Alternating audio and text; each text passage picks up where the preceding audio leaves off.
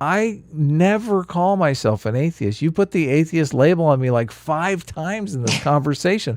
That's like No, imagine me sitting imagine me sitting here and every response going, "Oh, but you're white." So, okay. No. First off, you're white adjacent. But you're white adjacent. So like no. Go back and watch. I at no point in our honest conversation cited your cringe. Now he's doing the okay sign. What's that all about? White. That's what I'm talking about. This white is my rationale. adjacent. Now he's doing the white power So sign. comedy show. Gentlemen. Hello. Are we allowed to use your names there? Do you use your name? That's fine. I'll change it to PF Jung now. Yeah, you can do that. I'm about to dox you to the world. Yeah, keep that brand consistency. You're not up yet. So, that's fair. So, but I'll fix it. How's it going, man? Cool. It's going swell. I've been watching the show for the past. Is PF Jung a play on PF Chang? Are you racist? That did go into the thought process. Really? Yeah, it did. You know how you heard of the Jennifer Aniston neuron? No, I have not. No. There's a in the field of neuroscience, to my understanding, is they were able to detect like a specific neuron that would go off when they showed people the face of Jennifer Aniston and Jennifer Aniston's face only. And so I figured, hey, if there's a PF Chang's neuron, then I'll just kind of, parasitize myself onto that and then do a PF Jung combination. That's not a bad idea. It's worked. Not true. It's worked well for me with Lilo and Stitch. Everyone thinks Adam and Stitch. Yeah. Oh, the rhyming. Yes. The grandmother cell, sometimes called the Jennifer Aniston neuron. Mm-hmm. Okay. So Chang. So Jung. Calling you Chang feels wrong. Yes. Jung is in Carl Jung. Right, like has Jordan done Peterson's right, Jung. exactly. Okay. Yes. Obviously, this is how I've discovered your channel. I used to be a huge Jordan Peterson fan. Yeah, I know. I heard. So, but how are you? What is your take on the recent change? Questionable decision making? Okay, so that's interesting that you're casting it as questionable decision making. Yeah, well, I don't like, as much as I really value Jordan Peterson's work and whatnot. And I got a lot of value of it, particularly like in college a few years ago, because like the self-help stuff and just the practical psychological advice, it's like that's indisputably useful. Even as critics are like, of course, yeah, this is good, right? And their usual criticism is it's just generic self-help advice. Like, what's the big deal? It's like, okay, well, if that's the case, that's fine then. And so I think like the maps of meaning stuff and kind of the theological and scientific work he's doing is deeply, I think has significant implications and will have it over time. But his political stuff is not interesting to me. And I think it's symptomatic of the fact that he is a little bit older. And so he doesn't have the understanding of the nuance that goes along with like social media and how to communicate stuff. So like what's the clip when he says, "Up yours, woke moralist. We'll see who cancels who." It's like the fact that he said that and didn't have the awareness that was going to just be mocked like left, right, and center. It's like that's an indication that he didn't grow up with the internet. He didn't grow up with social media. Yeah. Right. It's worse than that. No one at Daily Wire. They should have warned him. Got that either. I mean, I can't imagine. I mean, I just imagine the editor on that video just laughing his ass off, going, "Oh my God, this is like the worst mistake he's ever made." I know. Someone tweeted, "This is like when you're playing Red Alert 2 and the AI general sends you a generic taunt in the middle of the game." Yeah. I'm like, oh my God. Yeah, it's just... That's rough. Well, and there's a declaration in there that he's going to cancel them, which seemed completely off-brand to me. We'll see who cancels who. It's like dude. So now you're for cancel culture? Yeah, and the other thing, the whole like joining the Daily Wire thing, it's like I get because he just released a video like 45 minutes ago while you guys were streaming. He says it's just a 4-minute clip says why I joined the Daily Wire. And he says, like, he says he enjoys working with Ben Shapiro. He's going to put together some more theological work on like Exodus and Genesis. He is worried about censorship, which I think is reasonable. So it's like, okay, if you're going to join an independent network, that's fine. That makes sense. And he said a few other things, but like you said it earlier, it's like he's, what's the rule of abandoned ideology? And it's like now he's lined up with Matt Walsh, who has in his Twitter bio theocratic fascist.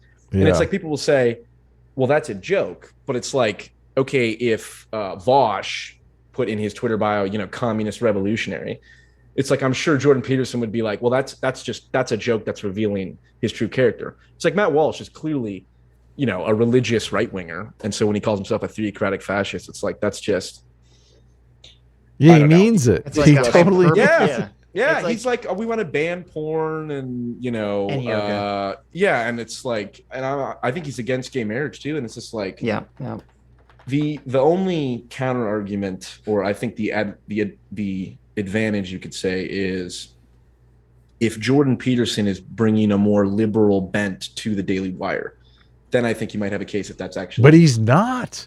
Well, I know. We'll have to see what he whips out. It'll be interesting to him talking to Ben Shapiro because it's like Jordan Peterson doesn't believe in God. Like he not in the way that Ben Shapiro believes in God. So like, are they ever gonna hash that out, or are they just gonna sweep it under the rug? You know what I mean? You think Jordan Peterson is the secret atheist? No, Jordan Peterson does believe in God now. He's gone completely. I think I've seen stuff where he says like, if you ask me, yes, I basically believe in God. He says I act as if I believe in God, which is the pragmatist perspective. Mm-hmm. But yeah, I don't know. It's been it's been interesting for me because like I started my channel, a lot of it was breaking down Jordan Peterson's maps of meaning type work and trying to explain it, simply or whatnot. And then when you get into the, we question whether adults should be able to transition. It's like, that's not an interesting, nuanced exploration of, religion and science. That's like a pure political stance, which, I mean, I know you guys have different opinions. I mean, let me what's read your guys' perspective? Well, let me read Brain's super chat first because I feel it's pertinent. Brain for $5 says, centrist in quotes, as if we're not centrist, which I have a problem with to begin with, just because I mean, I'll just address it and go back to the super chat. Like, centrists take sides. Okay. They do take sides. And, it's just because we don't feel that Jordan Peterson has come down on the right side of two issues now with us doesn't make us not centrist. Okay. You guys leftists now? It means we have a disagreement on a couple of issues, Ukraine and transitioning with Jordan Peterson. Okay. So we're still centrist. We can disagree on those issues. That's fine. But centrist, quotes, coping and seething, Peter Jordanson is on the right. If any of you were half as centrist as you claim, this would be a non-issue. Cry harder. Well, it seemed to me that made me sneeze out in laughter. It seemed to me that Peter Jordanson at one time shared. Well, I even on the Ukraine thing, I feel like he shared our take on it. Like he did the talk with Kagan, which I listened to, which Kagan had a solid selectorate theory take on it, the same position as us. And Jordan Peterson seemed to adopt his position because he knew more on the issue than him. And then his audience came in to the comments, and I mean, you can disagree with me, Sitch, but he basically articulates this in the Ukraine video. He says, I did a talk with Kagan, and a lot of people disagreed with Kagan and were upset that I had him on my channel and left a bunch of comments to go to Mearsheimer. So I went to Mearsheimer, and this guy got a bunch of clicks on his video, and I watched the video, and now I'm a Mearsheimer simp. And so well, he's not really adopting Mearsheimer's position, though. Okay. I mean, he has his own weird position. Right. I didn't America's see degenerate, and right. you know, we're the real authoritarians, and obviously Putin, you know, believes in God, so he's not an authoritarian, and he should be afraid of the West. You're okay. Wait, okay. You're hyperbolizing what he said. You're making it sound a lot worse than what he said. George was adding a lot more nuance and complications to it wasn't so simplistic. Slightly. But he called the West like. I know he got you. Listen, he called it degenerate. It got your elephant. Well, the question is, when before this video is it degenerate? When before this video did Jordan Peterson come out in favor of Tim Pool's Civil War? He hadn't. He had. Okay, you're right. He had not. But wait, let me before we move on to that point, which is an important point.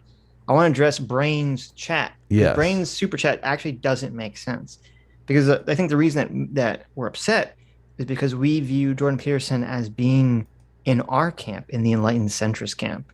Yes. Of being, you know, kind of moving free of a specific ideology.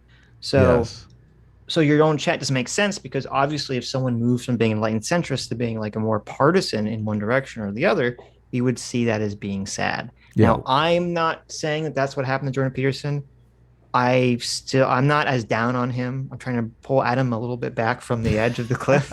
Okay. I know. You know, so Adam's flirtation with Jonathan Haidt eventually got the best of him. He's a Jonathan Haidt stan through and through now. Dude, there you go. He just released a video, and I'm curious as hell how Jonathan Haidt feels about it, because in the video he talks about this long email thread he did with Jonathan Haidt and I can't think of the other guy's name, but he basically uses Steven Pinker. Yeah, he basically uses Jonathan Haidt and Steven Pinker to sign off on his beliefs about social media.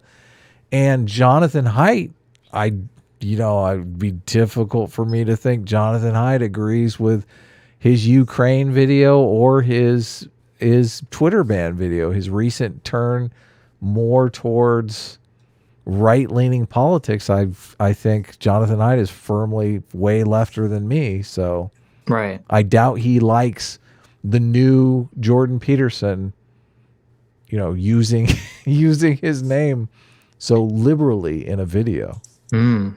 If you had to steel man Jordan Peterson's perspective, how would you do it? Because I think, okay, the question is, with like the trans surgery stuff, it's like I've spent some time in the D-Trans subreddit and whatnot, and like, you know, you see the stories online and whatnot, and it's like, okay, if it is the case that we're in like a social contagion kind of mass hysteria, which I think is what it's historically been called, and that's a well-documented like historical phenomenon, right? Like lobotomies even. It's like, well, electroshock, lobotomies. Right. So then the question is, okay, is it better to stick to your principles and say, even though we know that a lot of people are going to get hurt by this, we have to say, no, look, an adult has the right to get whatever surgery they see fit, and that's that. And I'm in that side. I believe that an adult should be able to get whatever surgery. I think Peterson was wrong, but I can understand the perspective of like, and he's a clinical psychologist, so he knows more on, you know, to what degree can this type of stuff spread psychologically. It's like, well, I get the perspective of, okay, Elliot Page is a famous person and people will look up to him and therefore want to transition. But and so Peterson is like, no, we have to stop it there because we don't want to set the wrong example to kids. But I think that ship has sailed to some degree. And now our only options are, what's the best way to convince people that, you know, this is not, what would you say? What's the best way to convince people that this is not an inevitable path? If you feel, you know, you have gender dysphoria, doesn't mean you're gender dysphoric. It's like, well, we're not going to stop anyone, but you know, because we want adults to be able to have whatever rights they want, but like, you have to also look at the facts and look at, you know, the rate at which it's increasing at exponential rates, and kids are going to get screwed over and stuff. And it's like, I think the ship has sailed. So our best bet now is to just let the stories of detransitioners come to the front of the conversation, which I think they will inevitably. And then that's the only way that you can kind of put a stop to this and go, oh crap, we made a mistake here. Because as soon as you start clamping down on it, that just makes people want to react even further. It's like, oh, well, Jordan Peterson, this whole time he was a transphobe. So now, you know, now I'm certain that what Elliot Page did was the right thing, and now I want to do it for myself. It's like, no, I mean, I mostly agree with what you just said. I think we're going to need a free market solution, unfortunately, to kind of stopping the social contagion of overprescribing transitioning. And it's going to basically be, I think, in 5 to 10 years, people are just going to start suing the fuck out of their doctors. Yeah. And doctors are going to be so afraid to start prescribing this stuff to their patients that's really going to be the thing that changes everything. Yeah. And the reason I think Jordan Peterson's position doesn't make sense to me is because, if you have, like, I understand what he's saying. He's saying to save 1,000, we have to doom, the one, which I understand. Which I even agree with. No, we don't. That was his position. That's bullshit. But I agree with that to some extent. Right, that's kind of the opposite of the better to let one innocent man go and 9 guilty men go as well versus well, it's it's the Spock, the like needs the deontological. We should be able we should be setting up institutions that can decipher who has gender dysphoria and who doesn't. I mean, you're a fucking goddamn psychologist. Yeah, exactly. And not only that, in the Kathy Newman interview, he said you can't go about this shit in a finger wagging kind of way, and now he's king finger wagger. Right. Yeah. What the fuck?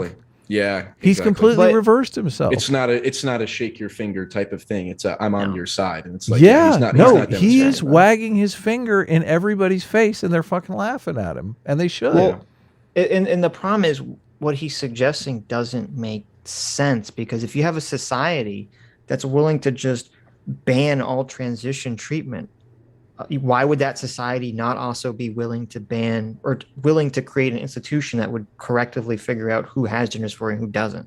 Yeah. Like, to me, that seems like society would reach that point before they reach the just ban it completely point. I think the law or policy people should push for is it should be either not illegal, but there should be, what would you say, clauses that allow it that make it much easier for people to sue their surgeon if they, just blindly agree to a gender surgery without consulting a psychologist or something. Because, like, if you're a surgeon and you're a heart surgeon and somebody has like a heart issue, you don't need a therapist to diagnose that, because it's a physical illness, and you have a doctor confirm. Right, you can see it's there's a physical issue that we can rectify with surgery. But with gender dysphoria, for a surgeon to be willing to, hey, if a 16-year-old says they want to transition, and they don't have a 1 year or a 2 year minimum amount of talk therapy or something like that, and they don't have the sign off of a therapist, it's like the therapist should be liable in some way. If I sign off on this kid should get surgery, it's like, a therapist should be absolutely certain, 100%, that if they recommend someone for surgery, that it's the right thing to do. And like Kenneth Zucker, I think, who Jordan Peterson has referenced favorably, either Kenneth Zucker or Ray Blanchard, I think it's Kenneth Zucker. Kenneth Zucker will prescribe kids puberty blockers, right? Yeah. So, and Abigail Schreier, kind of starts off her book by saying there are people that benefit from trans surgery, right? So you can't even make the Abigail Schreier argument if you say we're not going to, acknowledge the validity of trans adults. This isn't going to happen. California capped the medical malpractice judgments at $250,000, $250,000. That's still a lot. That's not a lot. But if a lot of patients start hitting, because it's going to be multiple patients. That's not enough to put a doctor out of business. That's going to just, that's a bump in the road. If a doctor has 10 lawsuits, or it won't just be the doctors, because a lot of these things are like these gender clinics, which I don't even know if that applies to the caps anyway, if it's like a clinic, but they're going to start getting hit with lawsuit after lawsuit after lawsuit. You need a class action lawsuit. Well, that's only if it's one doctor, one clinic for a shit ton of people. But I think you're very mistaken. I think if doctors are getting hit with all these lawsuits, they're going to change regardless of whatever the cap is. Yeah, but it used to, and their insurance is going to go through the roof. They used to be able to make judgments to avoid any kind of moral hazard. That's why they would drop a $35 million judgment on some doctor somewhere, and all the other doctors would go, oh, shit, that would put me out of business. Now they drop a $250,000. A doctor's just going, oh, okay, well, that's not a big deal. I think you're so wrong. If it was just one, you'd be right. But there's going to be hundreds, if not, there's going to be thousands of these cases. across the country, and it's going to be a big deal. But yeah, I think you just have to wait for it to kick in. Right. In terms of like legislation, maybe what would be a good idea, I don't know if it's illegal, but for states to pass something like, when it comes to transitioning, it's illegal to have affirmed or informed consent models. To just throw all that informed consent model where the person basically just signs a paper and says, give me whatever. It says, no. You need to actually go to a doctor. Right. They need to go and, run tests and try to figure this out. Because like essentially this would be if someone who, feels like they're having energy problems, they feel tired all the time, and they go to the doctor and say, doctor, I'm pretty sure I have diabetes. The doctor's like, why do you say that? Well, I'm tired all the time. So can you just give me some insulin so I can start injecting myself whenever I feel tired? It's like, that's crazy. That's going to get people killed. But that's essentially what the informed consent model is. Yep. A doctor, no one is supposed to affirm the diagnosis of a patient a priori. It's supposed to be, we're going to talk about it and figure it out. And that's why, again, what bothered, FD Signifier, and Adam, you commented on the video I made. I was reacting to FD Signifier's criticism, and FD Signifier commented on that video. Mm-hmm. It's like, did he really? Your Jordan Peterson video? Yeah. And do you watch FD Signifier Sitch at all? I am aware of him. I've tried to watch some of his videos, but I find them very boring.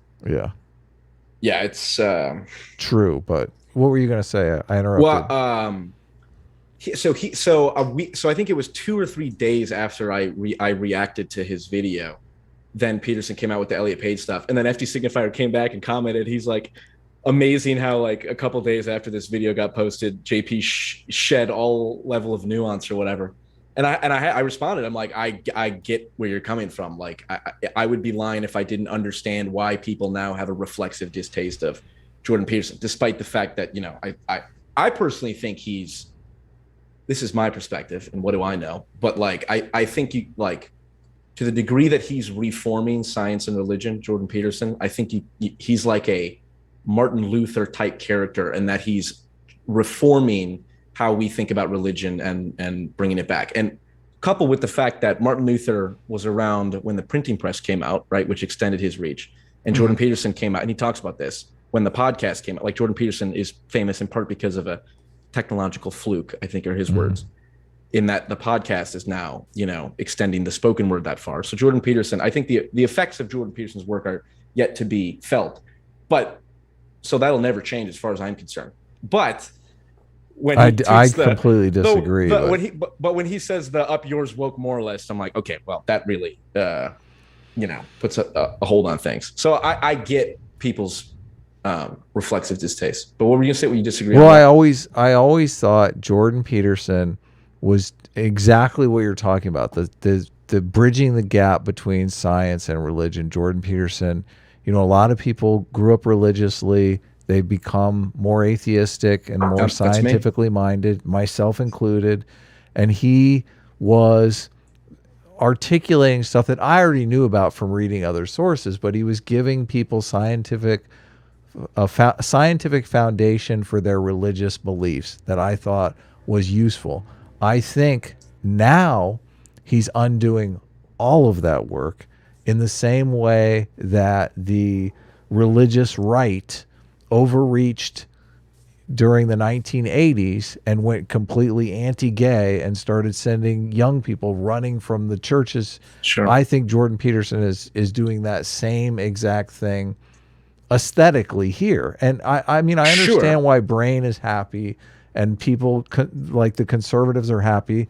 They've won the war for Jordan Peterson. Jordan Peterson has joined their side, but I don't think that they ever saw any of the value that you and I just articulated for the secular crowd.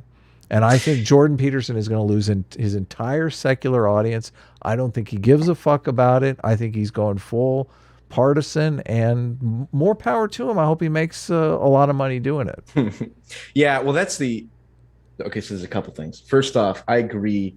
He kind of delights in the whole I'm an evil capitalist. Like he literally says that, like, I love being an evil capitalist. And it's like, I think that's outdated. It's like, when, like, again, for our generation, people that grew up on the internet and who can kind of understand like smartphones and all of the the unbridled, we're just going to pump the newest technology, the newest phone out every other year, the uber materialist ethic. It's like the evil capitalist ethic is the materialist ethic, which the whole religious,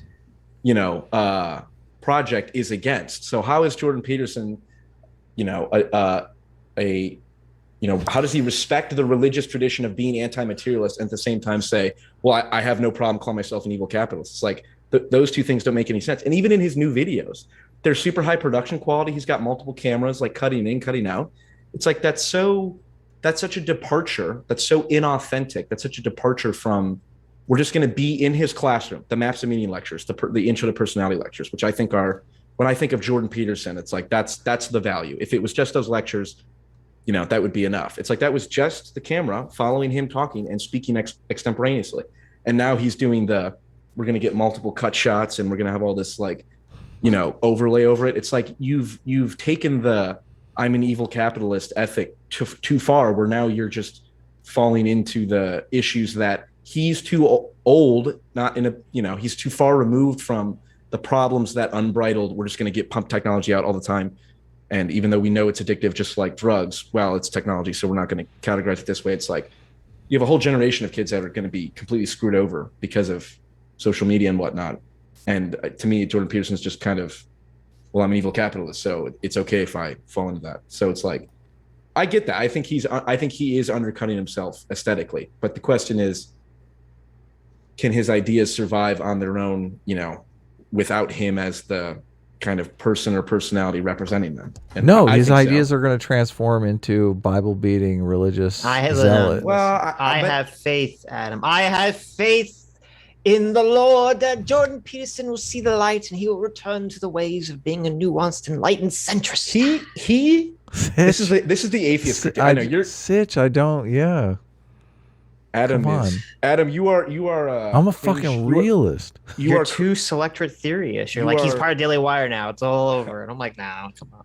Adam is cringe atheist adjacent. He's not cringe atheist yet. Jordan Peter, wait a second. Never buy. I'm pro science. I'm not like, that's why you're adjacent. Part of my identity is not, I don't go around, I don't believe a belief in God is bad. Is alt-right adjacent. Right. So if pro science is cringe atheist adjacent. Yeah. I don't buy the whole and this is like Rationality Rules makes criticisms in the same vein of like Jordan Peterson and you mean rat rules? Yeah. Rat rules. yes. And it's like, I don't buy that at all, because Jordan Peterson shits on fundamentalists like left and right, and it's like funny almost. It's not going to happen though. That's not not going to be a thing anymore. We'll see. I don't know, because I don't. We're gonna have to pull another $500 bet out here, because I feel there's money on the table. There's money to be made here. Listen, I'm not betting on this one. I don't feel confident enough to the religious fundamentalists.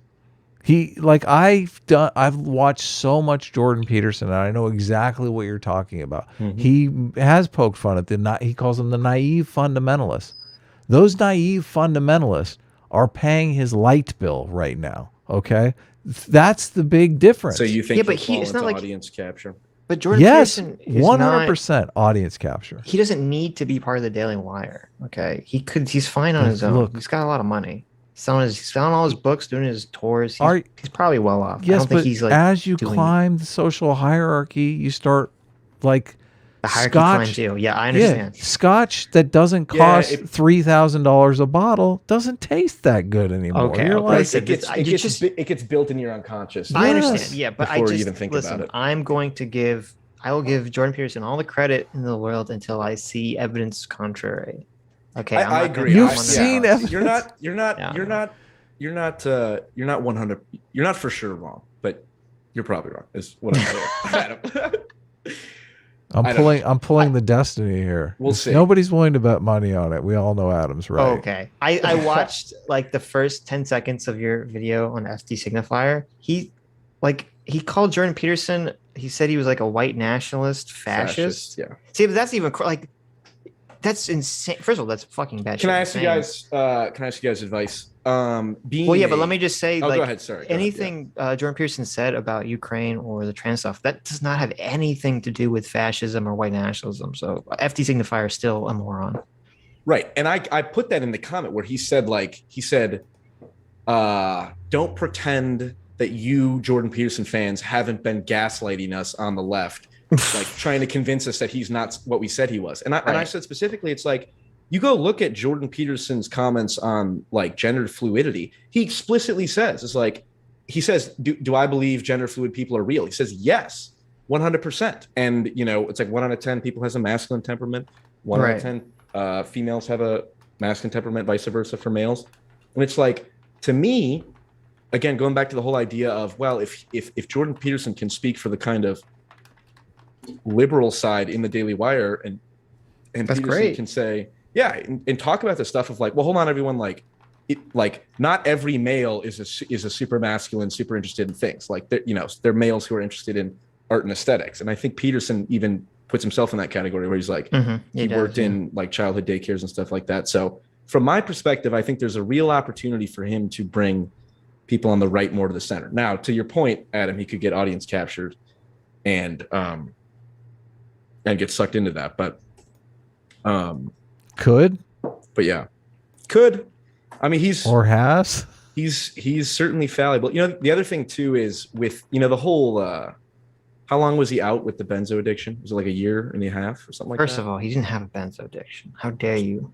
How dare you? The withdrawal, right? Didn't he have benzodiazepine withdrawal? He took it, well, according to his daughter, he took it only once. So unless she's sure, but he was on, you're right, I'm being imprecise with my words. Yes. You could say he was on some other antidepressant or something that I think the benzo subbed reaction or something. Yeah. Right. So he was out with a horrific sickness for what, a year and a half or something like that. Mm-hmm. Yeah. You know, us three, I would assume, can't even imagine, like, okay, what does that do for you psychologically? Plus being at how old, he's almost 60, right? Something like that. Yeah. Like that, like from my perspective, that has got to utterly reaffirm it's like you have a near-death experience, right? And then you become more, you know, lively or whatever. Shakes your worldview, yes. Yeah. And like having to, what would you say, swallow his own medicine in terms of like, and he talks about all the time. He says, don't become resentful, you know, don't be like, it does nothing good. It's like, he's like, that tested me a lot. And he came through on it. So I could easily see from his perspective, like he went through the closest thing to hell imaginable and then came out and kind of doubled down in his belief. And that's why he's like, okay, I'm going to go from the kind of ivory tower intellectual where I can just explore these ideas kind of as their own, you know, without super much consequence. And now I'm going to enter the political arena where I can actually influence policy or something like that. Like, even though I disagree with him, I get that. And so, you know, I'm not ready to write him off just yet and then become a Jonathan Haidt simp like Adam. Well, I mean, I'm not really a Jonathan Haidt simp. I've said many times, you know, if Haidt changes his positions, I'm like, I'll leave Haidt too. Well, right, we're free thinkers. As cringe it is to tell people that. What's your political position? Well, I'm actually a free thinker, so. But yeah, I'm outside the matrix, unlike you. Right. Okay. Right. I mean, FD Signifier is in the matrix. He's a total NPC. So you know, you can make all the arguments all day. And FD Signifier's a conservative too, which is what's hilarious. You listen to what do you mean? Well, if you actually listen to his live streams, all of his moral intuitions are conservative. Really? Yeah. He did a video where he talked about how sending your kid, like if you're black and you send your kid to an all-white school, that's bad. You should. Yeah, you mentioned that. Yeah, which is a conservative position. How is it not? Yeah. It's an ethnocentric position. Yeah. Mm-hmm. Interesting. Yeah. Well, listen, we gotta talk. We gotta get Jordan Peterson on, Adam, and we'll have to hash all this stuff out. Right. He went on Kyle Kalinski's thing. Exactly. He did, talk to us. And I'm glad Kyle pushed back on him. I thought they were good questions. And he got right to the bottom of the issue, which was, do you think it should be illegal for adults? And he's like, we don't have a big enough platform. He's not going to answer the porn question. I'm not going to ask Jordan Peterson the porn question. What's the porn question? Why? I have too much respect for Jordan Peterson. What's the porn question? The porn question is when you watch porn. Don't say that again, Sitch, because that says you disrespect everybody else. I know you're right. Yeah, you're right. I was saying it as a joke. Saying it as a joke. But I'm not gonna ask the porn question. The porn question is when you watch porn, if you watch porn, do you kind of view like yourself as like in the scene as being a participant, or do you kind of view POV? It like you're like a POV, or do you kind of view it like you're just a person watching two people have sex, two people or however many people having sex. Yeah. You can ask Jordan Peterson that question. I'm not gonna ask Jordan Peterson. I was gonna ask you guys because wait, what's your answer? I need to have another beer. You don't have to answer that question. I don't. Look at this guy. All right. Yeah. We had Dr. Moeller answer that fucking question. Did he really? I saw that was a great one, by the way. He didn't specifically answer, and he acted a little like he didn't understand the question. What are you talking about? What did he say? I'm supposed to be the one that's remember shit. He 100% answered the question. He said voyeur. He said voyeur because people in the porn do weird, like crazy shit, and he's not going to pretend like he's doing that. He said, "If I ever was to watch porn." He says a joke. Okay. No, he was serious. Officially, anyway. I recommend everyone wean off porn if possible. Use your imagination. It's far more mentally healthy. I was gonna because the whole like taking a stance. This is a permanent problem that I think about in terms of like not the porn stuff. A permanent taking a stance in terms of like, okay, at what point do you be the, what would you say, like the mediator? Like I'm going to engage with like Vosh, good faith, right? Even though I know he's not. Sucker. Right? Versus like, okay, I'm going to take a stand and just call out stuff for what it is. So for example, like Adam, you said FD Signifier is like an ethnocentrist. And if he has the position that if you have black kids, you should not put them with white kids, it's like, okay, that's not inaccurate, right? Like you should probably call that out for what it is. Like fair enough. But then my perspective is like, is it better to be because I have two FD Signifiers, one, and then I did one on like Philosophy Tube's criticism of Jordan Peterson. And what happened is because I typed in Philosophy Tube and FD Signifier's name in the title, all of their fans came to the video, and it's super disliked, and I get all this hate and shit. And it's like, right. Shouldn't I be? Is it better to say what I think is true in the language that comes to mind, or is it better to be like, if a fan of FD Signifier or a fan of Philosophy Tube landed on one of my videos, should I, even though like, FD Signifier, he's really smart and he I do admire him in a lot of ways, which is true. Like FD Signifier is clearly intelligent, right? You can't say he's stupid, right? So, like, is it better to do that, or is it better to just stick to your guns and be like, no, you know what? Someone who says, if you're black and you have black kids, you should not send them to school to a white kid. Like, you're misinterpreting what I said. He said that your kid shouldn't be the one black kid in an all white school. He didn't say you shouldn't send there's no, it's a different position, obviously. Sure. Which is a situation that, I empathize with the black community, obviously being a minority. That's something that you have to face. And I went to a school in Southern California for a year where I was like one of 5 white kids. It was an all black school. So, I've literally had that experience. Yes. I had the same thing, except it's all Asian, not black, but yeah. Yeah, it is a definitely, it's a culture shock because it's hard not to notice. So do you agree with him then? Do you think that he's in the right for that?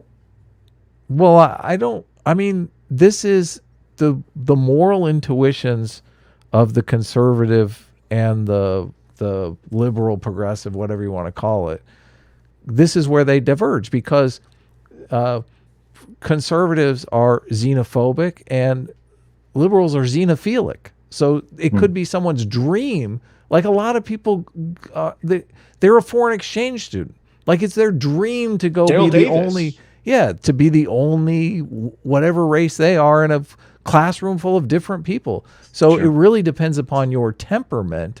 And I'm just saying that if that is FD Signifier's temperament, his temperament is the conservative temperament, not the liberal temperament, who is like, I want to go live in Japan where I'm the only white guy. Yes, I buy that 100%. I have a picture of on my wall of heroes, it's got 4 people so far. I'm going to add to it. But his kid might be like, Dad, I'm dying to go to the white school, you know? Sure. Yeah. If he takes that stance ahead of time. Sure. Yeah. Well, I get that. I was going to say, I got a picture of Malcolm X on my wall. So when you talk about like, you know, temperament of, I want to be, you know, what did Muhammad Ali say? The very best. Like, I want to be the very best. Yes. No, that was Rocky Balboa. Or was it? Muhammad Ali? That was Ash Ketchum, but okay. That's right. Oh God, confusing Ash Ketchum for Rocky Balboa. It's understandable. They're very similar. But like the whole, you know, okay, like if a person who's black says like I would rather be around just my own people, it's like okay, I'm not one to judge, so like fair enough. And I think you're right. It is but as soon as a white guy comes out and says that FD Signifier is going to lose his fucking mind, he's going to be like, oh my God, he's a fucking white supremacist. Yeah. So how come he can say it? How come FD Signifier can come out and say, listen, I'm an ethnocentric, because whatever you are. Historically, Adam, because of the fact that Western civilization was founded on racism, right? It fundamentally alters the entire realm of discourse that we're operating in. Well, no, America is great because we're a multi-race society. I mean, I don't even like to say multicultural because American culture is multi-ethnic. We're multiracial. Yeah. Right. Multicultural. It's like every culture has subcultures. So every culture is multicultural. Sure. Multicultural means like the fundamental that like every American. There's Gothics, that black goth creator. Right. Yeah, that's literally a goth and emo and shit like that. Or, you know, California versus Texas or whatever. Yes. It's like every culture has subcultures. But when you talk about multiculturalism, it's like, that means like, no. If you're in America, whether you're a Muslim or a Christian or a white person or a black person, whoever you are, as long as we all agree that free speech is important and freedom of religion is important and that individuals should be valued, then we're on the same page. But multiculturalism applies, no, you can have people that believe in free speech and people that don't. It's like, no, you can't. That's literally the definition of tribalism, right? But multiracialism is the beauty of, to your point, America and multiracialism is like people of any race can abide by the same cultural values. That's what makes it so ubiquitous and you know, universal and whatnot. So you had some stuff to say on the Sargon stuff. Yeah, with Carl. Oh, yes. This is the I mean, it's the same kind of Peterson versus Haidt to some degree, I think, in terms of the value of religion and whatnot. What was I watched I think maybe the last two thirds or half of it. What was how would you describe the fundamental disagreement between you and Sargon? Carl has a position that liberalism has problems because it's based on foundations that are not scientifically accurate, not true in a materialist sense. And by materialism, he means like atoms, scientifically material. He doesn't mean like material girl, Madonna, how much money you make, materialism. Maybe he means that implicitly, but yeah. He means, he's talking about scientifically validated. And my disagreement is that I agree with him, and I should have started off with this, that the presuppositions he lays out are not based in science and are untrue, but that liberalism today has, you know, if you think of those as, he's thinking of those as the pillars of liberalism, and I'm thinking that those pillars have already been replaced with scientifically valid arguments. They're just, people don't always use them. I use them all the time because science is what persuades me. I think you can do that, Adam. I don't think people have done that. I think what happens. Different people use different justifications too. Obviously, right, but I think for the majority of people, for the overwhelming, population, when it comes to supporting liberalism, because they live in liberal societies, they don't really have justifications at all. That's just what they've lived in. They don't need justifications. Right, they don't need it. Because this is the way we've always done it, is justification. Right. But I think the problem that I had, I think that we had with Sargon's argument is that, while we agree that these assumptions of liberalism, these pillars, which he's assuming that they're correct, that he's claiming, are the correct pillars of liberalism, are wrong, like blank slate theory and, all there's a state of nature before society and all this other sort of stuff. To me, like, I think that's all completely irrelevant and has nothing to do with how wokeness or socialism or communism has come in and deconstructed and degraded everything, because people are not thinking about those fundamental pillars from 300-400 years ago. And to me, it's completely not persuasive that opening that he's talking about, these fundamental assumptions of liberalism, is what's caused the situation 400 years down the road. Yeah, you can think of liberalism as like a city. There are many roads to Rome. And I agree, Carl is saying this road is falling apart and, not a good way to get there. I'm saying, well, there are a lot of ways to get there, and we have these other ways that other people are using. So, yeah. Right. Okay. So let me put it in a metaphor in the way that I think about it. Are you guys familiar with League of Legends? Yes. Unfortunately, a little bit. Unfortunately. League of Legends is awesome, Sitch. League of Legends. No, I don't know anything about it. I'm totally talking. Adam's never played a MOBA in his life. Okay, so, and the details don't matter too much, but for people watching who know League of Legends, I think they'll appreciate this. Give me a HOTS metaphor. A what metaphor? Heroes of the Storm. Is Heroes of the Storm the first person one? No, that was the Blizzard's. Okay, same thing. Is there three lanes? Top lane, middle MOBA, lane, bottom lane? Yeah, MOBA. Right. Okay, so all right. So here's what I was going to say. So from a mimetic perspective, you guys know like Dawkins' theory of memes, right? Right. So from a mimetic perspective, this is how I understand your argument, Adam. Is this is the analogy? So MOBA, which is the two bases in the corner, bottom left, top right, top lane, middle lane, bottom lane. That, how that originally started? That was originally a Warcraft 3 mod. I know, Defense of the Ancients. Yeah. Defense of the Ancients, right? So one person, one time, came up with the idea of we're going to mod Warcraft 3 on this game engine. And then it, through translation over the years, became, isn't it the number one sport in like Korea? It's like the NFL of Korea. I wouldn't be surprised, like honestly. So that's an example of Dawkins' idea of a meme, where it starts off as a meme, or just like a mutation, you could say, from one person's random inspiration. And then that gets translated into, you have Warcraft 3, which is just this one mod on one game engine. And now it's League of Legends, which is this whole, esport that dominates the world or whatever. And Adam, your point is like, if we want to analyze League of Legends today, we don't need to know that that it started from Warcraft 3. Like the fact that it came from Warcraft 3 might be historically accurate, but analyzing Warcraft 3 and all the characters and shit doesn't help tell you what the best characters in League of Legends are or anything like that. So the idea is memes, because that's cultural evolution. You don't need to trace the origin back to analyze them. Okay. But you need to know how it's being sustained now. That's the problem. Sure. Okay. As someone who completely understands your metaphor. Thank you. I think I don't agree with it. Go ahead. Because you can make a counter argument. You could say, well, wait a minute.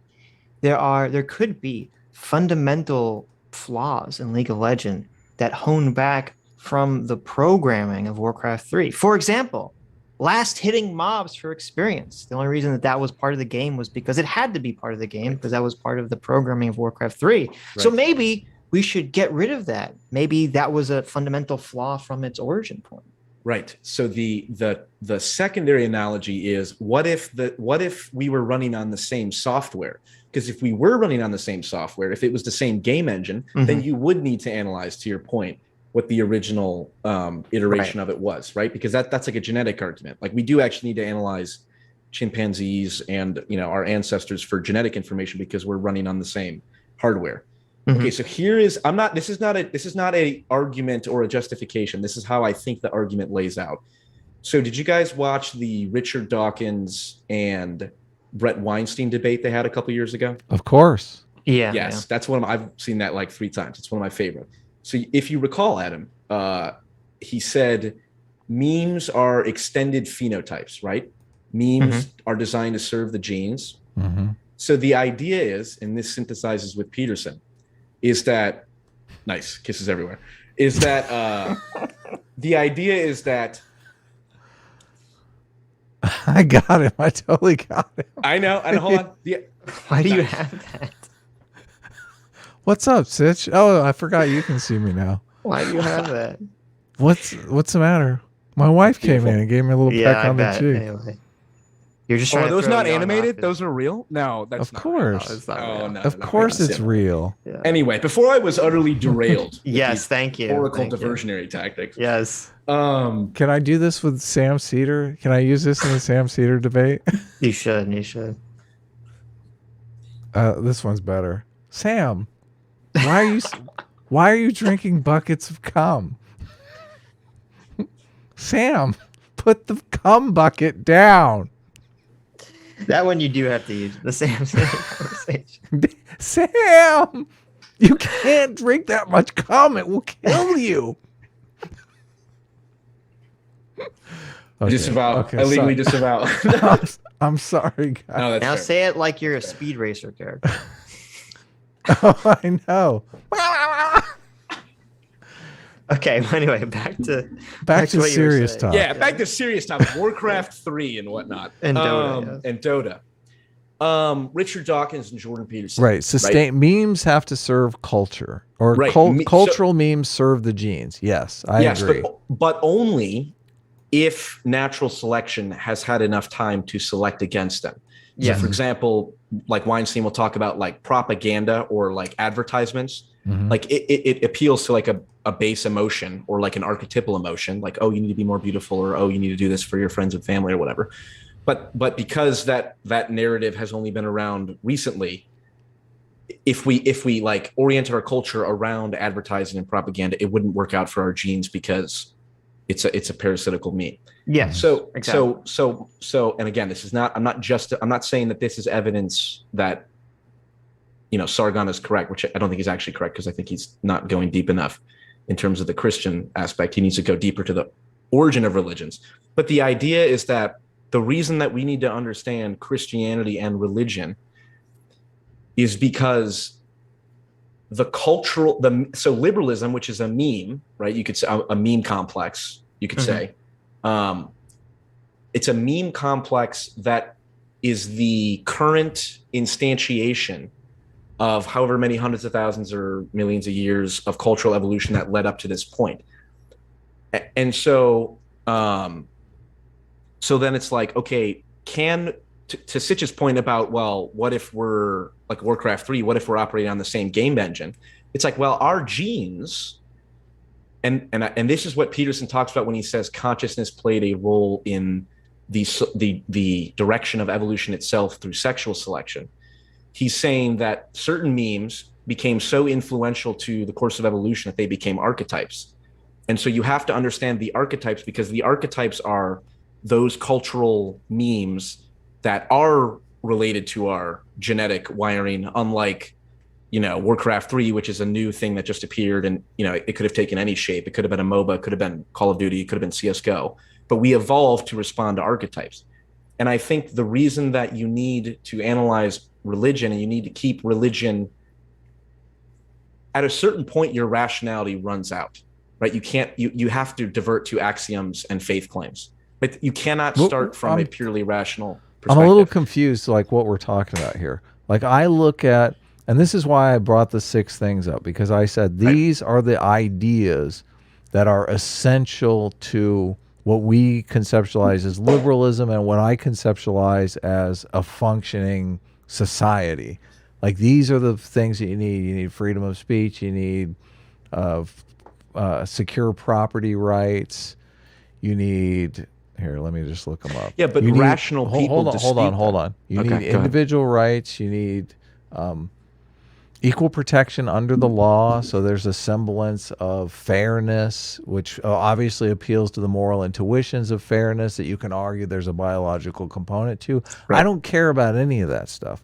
I'm saying these are the core ideas, and we need to focus on how to sustain those ideas over time. Like we've had a lot of debate on the show about freedom of speech, because freedom of speech seems to be something we're tacitly connected to, because people love to deny the speech of people they disagree with. And then, when they're being suppressed, oh, we need freedom of speech, right? They're completely hypocritical about it.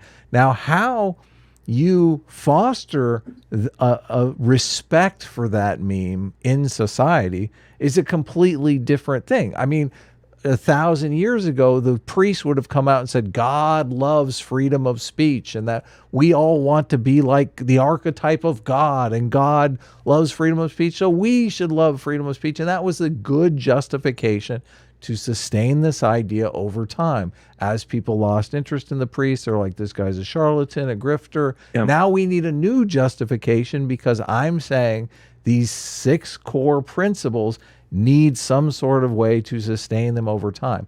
Now, you're talking and saying a lot of things about we need to examine religion and this and that and this and that. All you're doing is saying, I'm looking for a good justification that'll work with some people.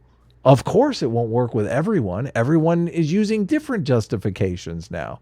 Like so sure, based on temperament. So what is the point of saying, like, we need this justification that's going to work for everyone? I think we live in such a complex world that we really need to be thinking, okay, different people require different justifications for different things. Like, we literally have, something like freedom of speech. I would think more liberal types are appealing to a completely different justification. They don't like people telling them what to do, which is the Liberty Oppression Foundation. And I think conservatives are appealing to a sense of tradition. This is the Constitution. Our sacred document says that so it's a completely different moral intuition that they're using, and a completely different justification. But we're both coming to the assumption freedom of speech is necessary for society. And I believe it is. I agree. But how do we, I guess... How do we make the conservatives and progressives agree on the justification? That's a fool's errand. Well, not if there's separate justifications based on temperament. I think that's what we were talking about. Why is freedom... Can you not make a rational case against free speech? I do, but I'm one of the few that does. And I did in my thing. I said, listen, freedom of speech, the reason for it is conflict resolution through persuasion instead of violence. And the negation of these are queer theory, CRT, and obviously there are a half a dozen, religious, like Islam is against freedom of speech, obviously, blasphemy laws. Right. So those are negations of this idea that takes a lot of work to sustain in culture, and that is a scientific justification for it. It's a scientific justification, but if Islam, I don't know much about Islam, but you said Islam. Conflict resolution through persuasion instead of violence is the scientific justification. Right, but what if people say that hate speech causes more harm by allowing anyone to speak? That's harmful. They are saying rational. They are saying that now. Right. So that's the rational argument against it.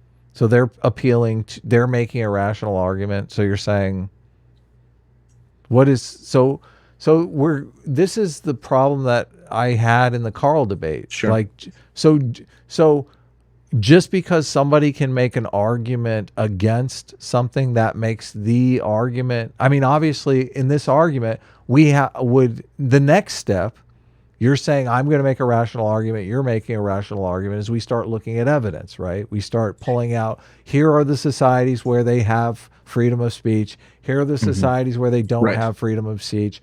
We start looking at things. We start saying, what metric are we going to evaluate this society is more successful? I mean, how do you want to, and this is where you start running into the Azotte problem, because immediately the people will say, well, you can't make a moral claim that the United States is better than Japan. And I'm like, sure.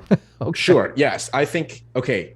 You can't make a moral claim that the United States is better than North Korea. Okay. This is good, because I think I know where we can take this to see where we disagree. Mm-hmm. Do you think that the only way to convince people of propositions or to convince people of ideas is through rationality.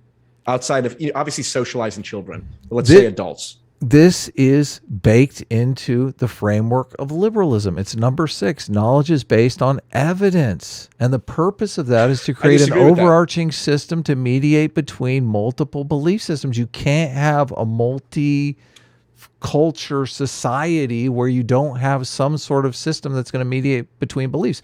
The January 6 hearings that are happening right now, they're a perfect example of this, because every single one of Trump's people came out and said, listen, our society runs on this thing called evidence.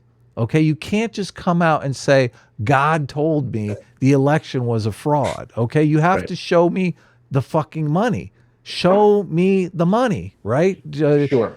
Yeah. Okay, so that's evidence is the mediator. So you're saying because people don't buy into evidence, which I agree with you, they don't, that doesn't change the framework of liberalism. You can pound sand if you don't buy into evidence. That's fair.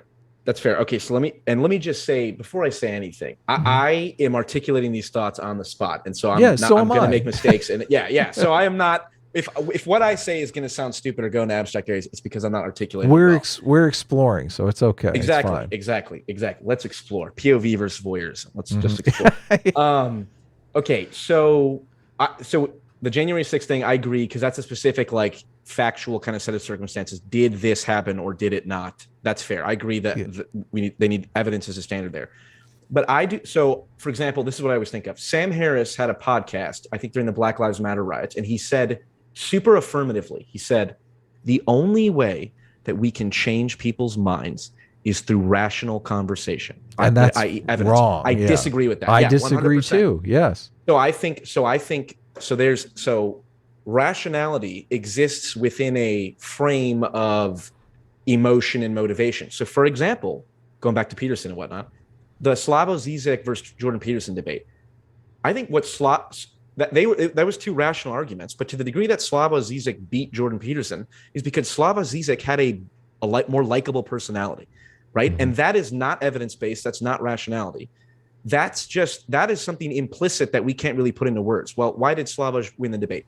Well, he was more likable. No one would actually say that, even though that's true, right? So we agree that being more likable in a discussion can actually influence, people's opinions. So the question is, and I don't think you can rationally articulate what makes someone more likable. I think what makes someone likable is to the degree they embody these archetypal patterns of behaviors that evolved from a religious perspective. But the question though is, what are we going to appeal to for public policy? Are we going to appeal to the likability of somebody, or are we going to appeal to evidence? Well, so I would say I think art, and I mean movies and music and drama, all that shit, all the aesthetics and stuff, that convinces people in ways that rational evidence doesn't. So you guys seen Game of Thrones? Yeah. Right? It's Sitch did a great video on it. Oh, that's right. Yes, that's your number one video. Yeah, I was looking at your channel. Yes, the last seasons were trash. I'm rewatching it now, actually, on the 5th season. It was so good, and now it's one of the worst series ever. Anyway, I'm just we're having an argument over. We're not arguing. We're kind of what is the best way to convince people. You're exploring Adam's argument. Well, I don't. Right. This I'm doesn't. the only good faith person here. Even if you came up I think there are, how about this? Let's say the best way to convince people is that we, put a neural link in their head and we just make up their opinion for them. Okay. Well, sure, is that it? Is that, do you think liberalism should adopt this as? But there's no reason to think that we have no evidence. Well, no, it's a hypothetical. So let's just say it is true.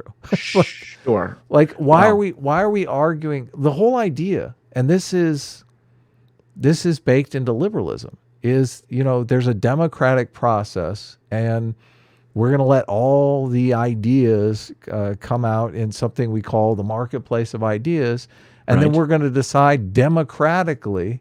And I argue this all the time because I have a much different perspective on this. A lot of people think that everybody needs to decide what are the policy prescriptions of the future that are best going to serve us. And there's a little bit of that, but I think mostly the technical function of democracy is people decide, have the recent policy positions of the past served me well? Have they been good for me?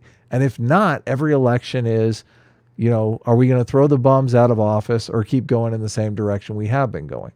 So I think that's baked into liberalism, and the whole convincing thing is really this, a lot of people focus on the convincing part of it because they have moral intuitions, moral aesthetics that are so outside the mainstream norm that they know there's no way a majority of people are going to elect to live in a society that would accommodate their peculiar aesthetics.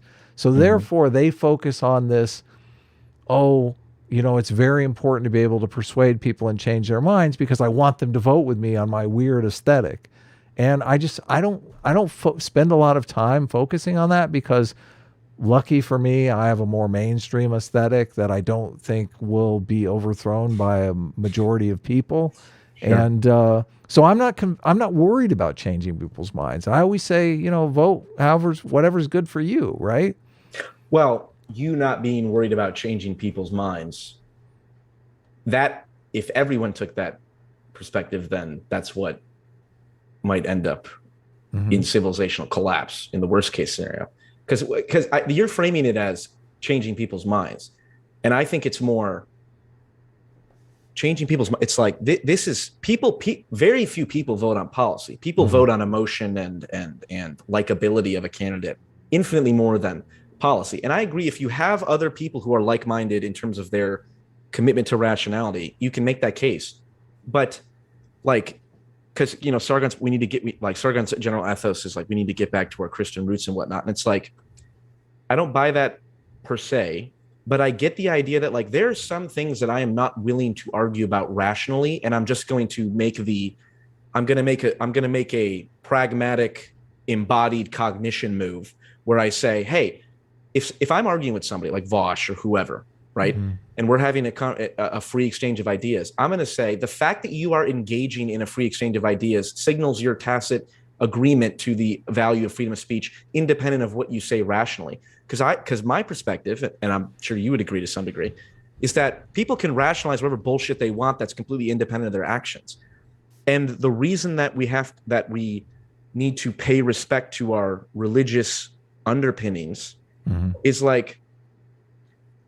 the going back to the likability thing. It's people's minds are changed in ways that they don't even realize, which that's a central tenet of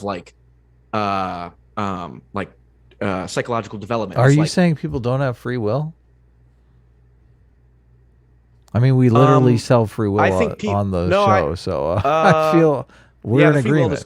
There's a pragmatic thing to it. I think people have less free will than they think. I think people you have to work at free will, that's for sure. Yeah, I think people say they believe things when they really don't. Actually, they don't act them out or whatever. And so the whole question is okay. An example that sticks in my mind, going back to porn. Speaking of, that's been a great topic so far. Peterson talks about how there's a ruling in the Supreme Court that says what's the definition of porn? It's I can't define porn, but I know it when I see it. That's an accepted legal and the field of law is the most rational, precise, get your definition straight all the way. And yet we accept we can't define porn, but I know it when I see it. And we also accept the reasonable person standard. Those are both just speaking to the porn one, it's that's an indication that there are aspects to our perception and our ability to think that are beneath our ability to rationalize and articulate.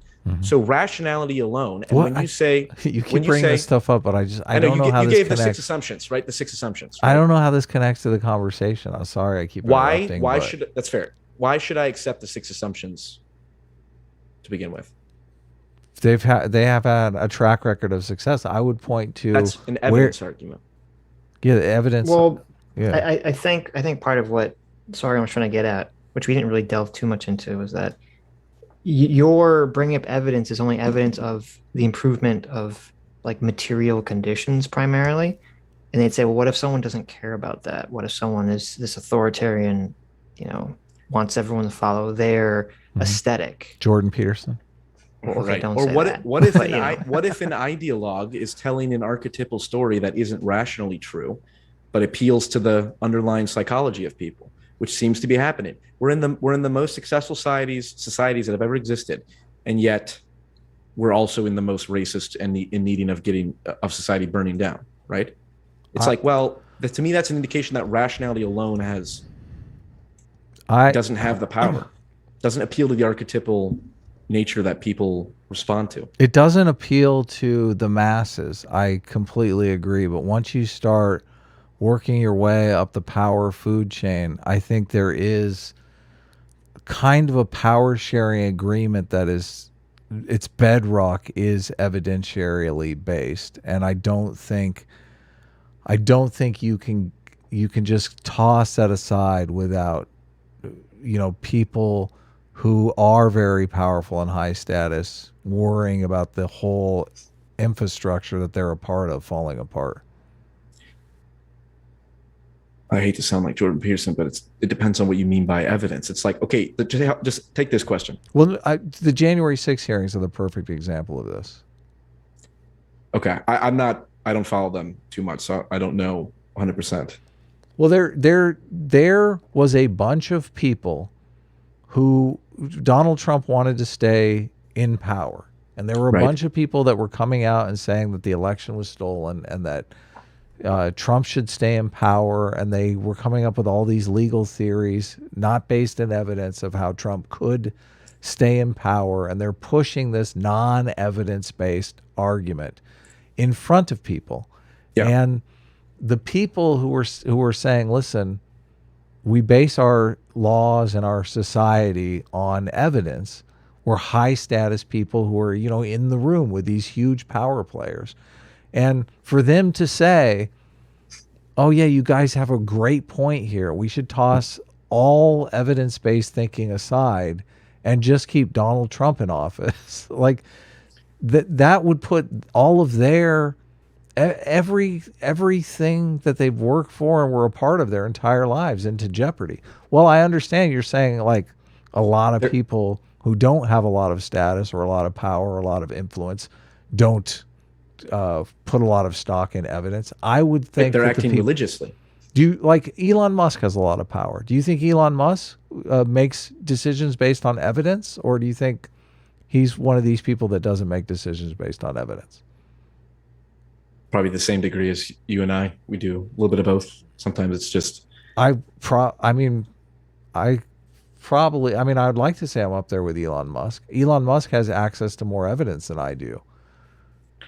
Sure. The January 6th thing is, I think, different because it's specifically about whether or not a specific event occurred. We're talking about morals, which are like much deeper. So I was going to ask you, and this is just the broadest question, and this is what I would go towards a cringe atheist adjacent, which you're not cringe atheist, but maybe adjacent. In the Declaration of Independence says we hold these truths to be, or it is the Declaration of Independence, right?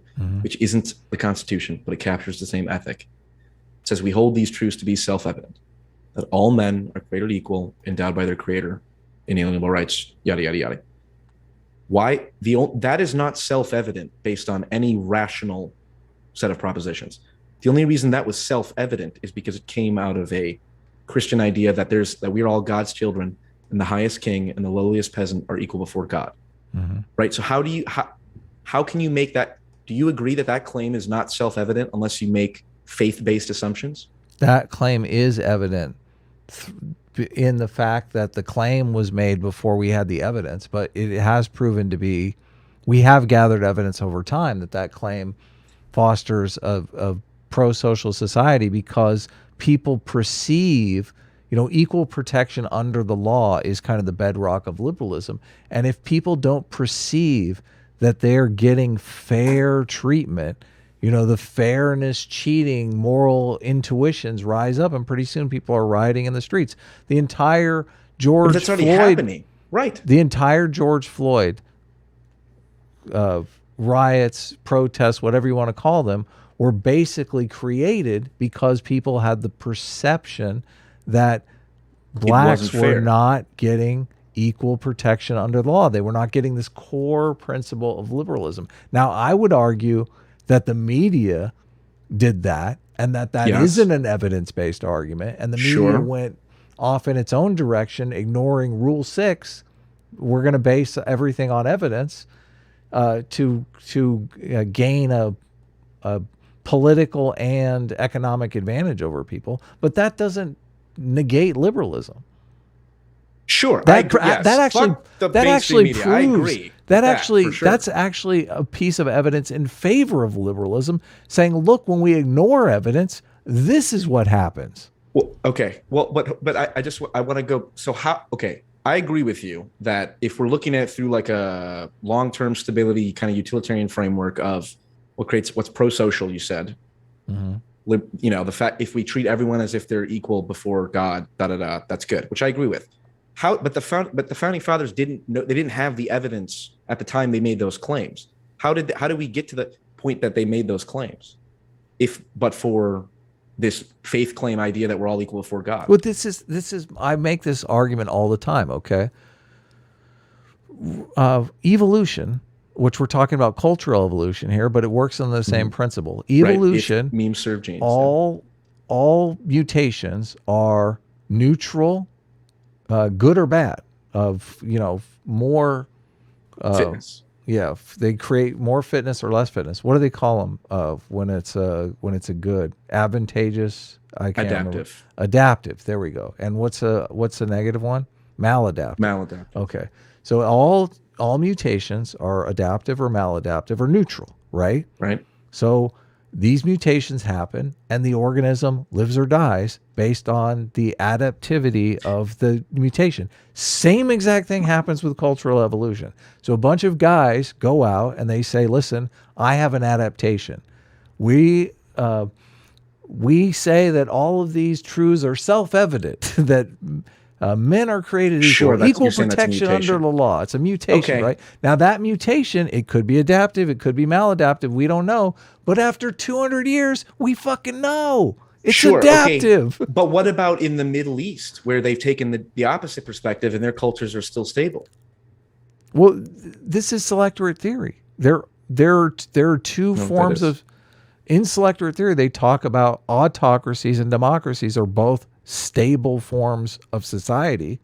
Right. Many people would argue that this is the thought experiment that everyone talks about when they want to talk about morality. Like, sure, if society was more efficient, if everybody lived in vats and just a few people, autocracy.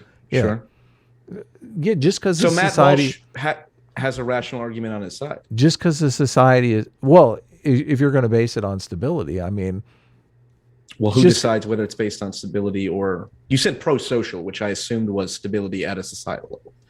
Well, stability is like the lowest bar for a society. It's got it's got to be sustainable over time. But I would argue technologically thriving is the zenith. And if you want to look at social media, if it causes exactly the kinds of issues in the media that you earlier talked about, how they twisted the perception of what happened with George Floyd, I would say that's a result of technology that wouldn't have happened in a place like any technology can be used for good or evil. So I mean, it's the same. Right. Social media.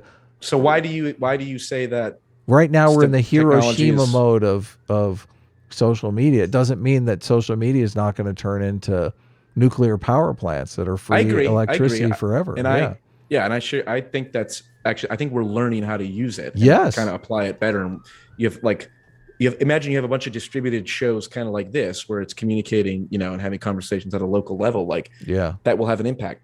But the lens by which you are evaluating whether or not a society is good. So compare the autocracy to the liberal democracy. Mm-hmm. You said pro-social, which I took to mean stable over long periods of time. But again, what lens is that? A society can be stable over long periods of time without being pro-social. I mean, it can be... Right. Yeah. Right. So what is the rational case against the autocracy? Well, at least for the people in power. I would say technological innovation is a must for a society where people are thriving. I mean, for me, it always comes down to like the most power for the most number of people. But I mean, obviously, people will say, "Oh, Adam, that's not a I like this That's an metric. assumption. That's a faith-based assumption. My metric for society is the more people that agree with me, the better the society is. Like that's a lot of people's metric. Right. So I'm getting underneath. My claim is that you are making faith-based assumptions and then building the rational argument on top of that, which I think we have to do. But with the fact that what is the faith-based assumption that I'm making? It's not based on that. What did you say? Technology is good in the long term. Well, I mean, obviously. Or even that it's that it's good for most people. Like if stability is the metric, autocracy versus liberal democracy, like why not say, hey, I'd rather live in a society that's stable into the indefinite future. What are we calling faith? Because like if I buy more Tesla stock, I'm buying it because I think the stock is going to go up. I don't have faith that the stock is going to go up. I'm making a bet on the future. You cannot make a rational argument that does not start with some assumption that is irrational fundamentally. I don't disagree with that, but how does that affect? Well, so the question is how do we decide what are fundamental irrational? If we agree they're irrational, how do we decide which fundamental claims to go by? Because Sargon would say, well, we go by what's been selected for in the past. Well, everyone will decide on different claims, and everyone will. Well, what if you don't decide on them? What if they're built into your socialization as a result of cultural evolution? Because the process of rationality is secondary to the fact that we grew up in a culture that values rationality. If we grew up in the Middle East, we'd have a more theocratic. Yes, we would. Yes, right. We would. Right. So the fact that we're operating with assumptions that are about, we value rationality and whatnot, it's like that's irrational and the result of evolution. I agree. And if we were whales, we'd be swimming in the ocean right now. So I mean, I don't understand. If we were watching porn, we'd be. You're talking about POV and voyeur. You understand the analogy that I'm making, though. You're talking about a completely different animal. You're saying, I mean, there are whales and there are humans. I would argue that human society is far outclassed whale society. Well, depends on which one. Well, okay. Certainly not Jim Crow South or Nazi Germany. I don't doubt that there are, whale lovers, environmentalists that'll come forward and say, no, humans suck and whales have way outclassed us, Adam, and you're wrong. But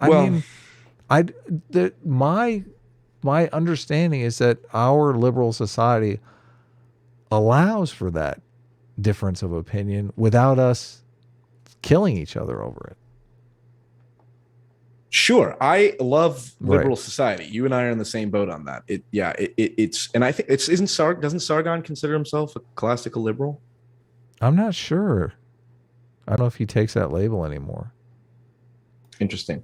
I guess when I see all of the atheists talking about veganism and like animal rights, it's like that's the inevitable next step of rationality that's unmoored to the idea that humans are divine and unique. It's like why exactly? What's the rational argument that I should treat you as if you have as much intrinsic value as me? It's like there is none. I do that because we happen to be part of a historical religious tradition that says we're all children of God, and now we've said that that's not actually a true thing, and yet we still act like that.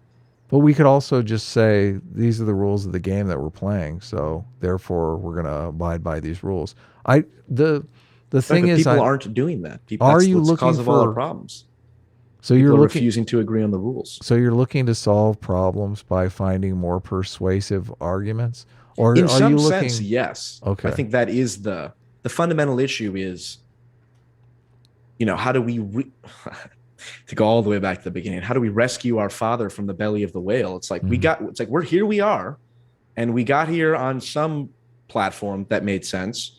So now we got to take what worked and cut away the chaff, but we have to take what worked. I mean, I guess I feel know we're like, talking in very abstract terms. Yeah, this is. I mean, we couldn't even. This you and I wouldn't even know each other. 10 years ago, 15 years ago. I mean, Sitch lives as far away from me as you could possibly live, and like we have a great time talking twice a week. I just like, how is when people want to talk about, the doomer class wants to come in and talk about society falling apart. I mean, I see stuff on the internet that makes me think that sucks. I don't know how prevalent that is, though. And yeah, and I constantly struggle with that too. Of like, to what degree am I? It's a double-edged sword, because it's like, do I take what I'm seeing on the internet? Yes, fucked up shit, right? As something that's happening, or should I just kind of ignore it and live my real life? Because on the flip side, you could just say, well, Paul, me living my real life, which is really a bubble, because I exist in my white liberal bubble with all my, white liberal friends at my, place of work and all that stuff. It's like, aren't I more in a bubble if I don't pay attention to the bigger things that's going on in society? It's like, I don't know. And do you vote? Do you pay attention to politics? I'm assuming you're American. You sound American. Yes. Okay. Yes, American is good as apple pie. So I guess maybe you're just worried because FD Signifier is going to make a exposed video about you, and like, I was prepared for that. There's so much exciting. Like, here we go. There's so much exciting stuff going on. I know. Like, why are people so down? Well, but that's the point. Is like and I think there's merit to this, even though I think it's abused. Is like, the only reason that you can sit from a position and say, why is everyone so down? Is because you happen by chance to occupy a position that isn't affected by all of the systemic circumstances that are eating away at society, which I do think are real and bad. And that's in part going back to the whole, like, what are those? Mental illness as a result of social media, I think, is the biggest contributor. Really? See, You don't think so? You should read. How old are you? 48? 49? You should read Doctor. Let's not talk about my age. I know. You should read Dr. Mohler's book on social media. And I mean, you know what? I messaged Height when I read that book. I'm like, listen, it's not all doomer takes on social media. And not only that, there was an interesting thing in the Kyle Kalinske, Jordan Peterson talk. Jordan Peterson was advocating against authenticity as an identity. He was advocating for sincerity, which is the fucking ancient form of identity creation. And it really made me think, wow, this guy really is a conservative. Holy shit. He's like, you can't even form your identity by what you like. You have to form your identity by how people look at you. That's some fucking old school shit. I had my issues with Professor Mueller, and I still do, but I'm interested in his whole idea of profilicity more, because now, I've only been at this for like 2 years or so, but it's a weird kind of thing of like, how do I act like I obviously can't act exactly as I would on like a show, like, well, at this point in the conversation I can maybe, but like when you're talking, you're having a conversation in front of a large audience. That's very unlike, even though it feels like we're just having a conversation with you and me, that's very unlike an actual conversation one-on-one. So like, how do you be authentic in that regard, right? And it's like, that's a real thing. But I don't know. Yes, I'd have to see his more in-depth shit, his criticisms of Sitch. What happened to you? Where'd you go? Sitch is gone. He went to Taco Bell. Sitch is taking a shit. He's on POV or where. That's cool. We have a bunch of super chats to read, and our call-ins went long. So, do you want to pitch your channel before you take off, or? Sure. Yeah, it's called PF Jung, and I think you shared one of my videos. It was responding to Peter Joseph's criticism of Jordan Peterson, the director of Zeitgeist. Yeah, that guy's a maniac. I know, he's funny. That guy's the biggest doomer in the world. He's a nut job. Yes. Yeah. What's going on? There it is. What happened, Sitch? I went to the bathroom because we were yakking for like 10 hours. That's cool. Sitch, I came into this. We were exploring ideas together. I know you were. Spirit of honest. I was listening. I was definitely not playing Smash Brothers and listening to you the whole time. And I'm super. I mean, I'm very goal oriented. Like I want to dial in on exactly what problem you're trying to solve. That's fair, and I can definitely tell there's a personality, there's a temperament difference where you are much more like on the ground, practical, in the weeds.